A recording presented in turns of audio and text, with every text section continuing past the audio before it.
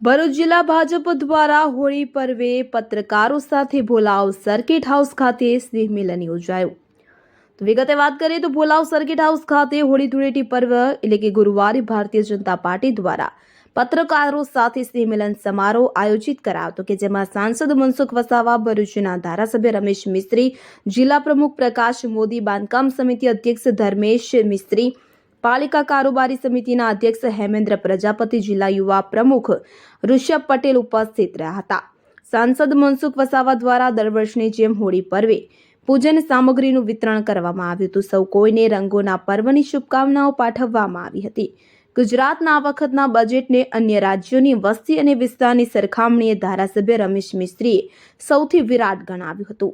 બજેટમાં ભરૂચ જિલ્લાને મહત્વની રકમ તેમજ પ્રોજેક્ટોની ફાળવણી કરાઈ છે।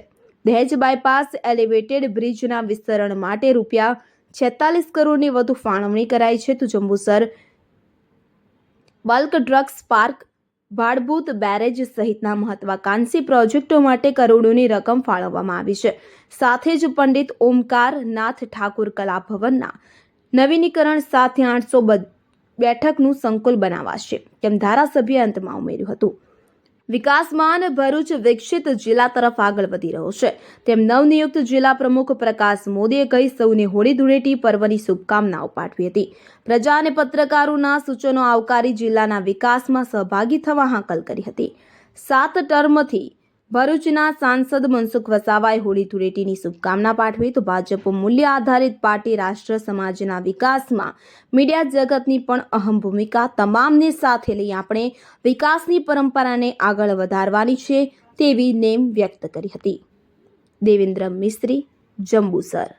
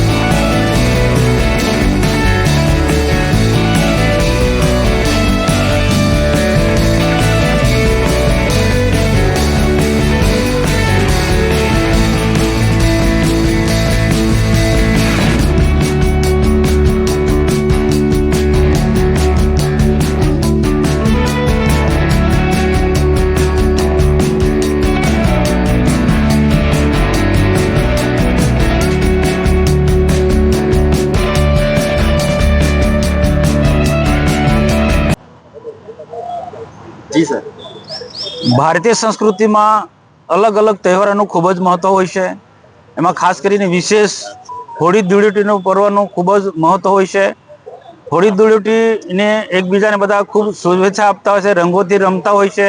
પરંતુ આજે ભરૂચ જિલ્લાના પત્રકારો સાથે દર વર્ષની જેમ આ વર્ષે હોળીના દિવસે સવારમાં વહેલી સવારે રંગોથી ઉજવવાનો આજે મોકો મળ્યો છે। આજે તમામ ભરૂચ લોકસભા વિસ્તારના તમામ ભાઈ બહેનોને હોળી પર્વની, ધૂળેટી પર્વની હું ખૂબ ખૂબ શુભેચ્છા પાઠવું છું અને બધા જ લોકો ખૂબ ઉત્સાહ ઉમંગથી જે ભારતીય સંસ્કૃતિનું જે હોળી પર્વનું મહત્વ છે એને સમજીને બધા હોળી પર્વ ઉજવે, ધૂળેટીનો પર્વ રંગોથી રંગીને ઉજવે એવી જ બધાને શુભેચ્છા પાઠવું। ભારત માતા કી જય।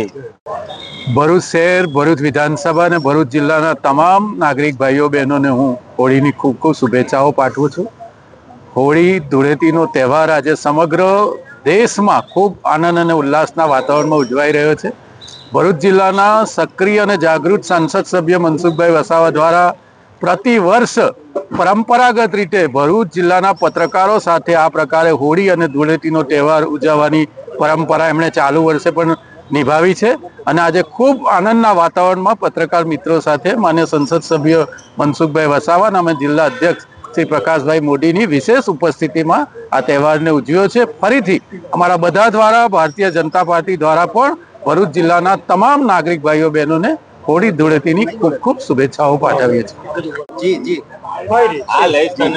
હું પ્રકાશ મોદી, ભારતીય જનતા પાર્ટી ભરૂચ જિલ્લા પ્રમુખ. હમણાં જ મારી નિમણૂક થઈ છે જિલ્લા પ્રમુખ તરીકેની, અને આ એક પહેલો હોળી ઉત્સવ આ પત્રકાર મિત્રો સાથે ઉજવવાનો મને મોકો મળ્યો છે. કેમ કે આ હોળી ઉત્સવ અમારા માનનીય સાંસદ શ્રી મનસુખભાઈ એ દર વર્ષે ઉજવે છે, અને સાથે ભરૂચના માનનીય ધારાસભ્ય શ્રી રમેશભાઈ પણ આ ઉત્સવમાં સંમિલિત છે. અને આ પત્રકારો સાથે અત્યારે હોળી ઉત્સવ ઉજવ્યો, એકબીજાને અબીલ ગુલાલ કંકુથી હોળીના જે રંગો રંગ્યા છે. કારણ કે હોળી ઉત્સવ એ આનંદ અને ઉલ્લાસનો પર્વ છે, રંગોત્સવનો પર્વ છે, અને ભરૂચ શહેર અને જિલ્લાના તમામ લોકો પણ આ હોળી ઉત્સવ ખૂબ જ આનંદ અને ઉત્સાહથી ઉજવે એવી સૌને શુભકામનાઓ. હોળીની શુભેચ્છા આપણને પાઠવી. મારા તરફથી પણ દર વર્ષની જેમ આ વર્ષે હોળી ધૂળેટીની ખૂબ ખૂબ શુભેચ્છા પાઠવું છું. હોળી ધૂળેટીના પર્વમાંથી એક પ્રેરણા પણ આપણે લઈ શકાય. માનવ જીવન સાથે દરેકે દરેક તહેવારો એના પાછળ કંઈક ને કંઈક પ્રેરણા લેવાનો હોઈ શકે છે. આ એક આસુરી શક્તિમાંથી દૈવી શક્તિનો વિજયનો એક પણ આ પર્વ છે. ભરૂચ જિલ્લાના વિકાસની પણ રમેશભાઈ વાત કરી, પ્રમુખે પણ હોળી પર્વ વિશે સરસ વાત કરી. ભારતીય જનતા પાર્ટી હંમેશા મૂલ્ય આધારિત પાર્ટી છે, સિદ્ધાંતો પર ચાલનારી પાર્ટી છે. અને જે સરકારો જે છે એ પારદર્શક વહીવટ સાથે કામ કરી રહી છે. મારો પણ હંમેશા જ્યારથી રાજનીતિમાં છું, પાર્ટીમાં છું, ત્યારથી બને તેટલું પાર્ટીના સિદ્ધાંતો, પાર્ટીના મૂલ્યોને